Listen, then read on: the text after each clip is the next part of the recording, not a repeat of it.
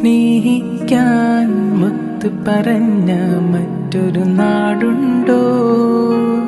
കോപിക്കല്ലരുതെന്നോദിയ വേറൊരു മണ്ണുണ്ടോ? സ്നേഹിക്കാൻ മുത്ത് പറഞ്ഞ മറ്റൊരു നാടുണ്ടോ? കോപിക്കല്ലരുതെന്നോദിയ വേറൊരു മണ്ണുണ്ടോ?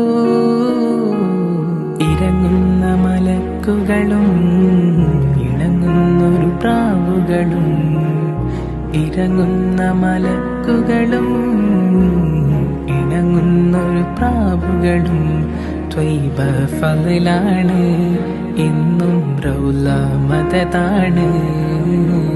ത്വയ്ബ ഫളിലാണ്, ഇന്നും റൗള മദദാണ്.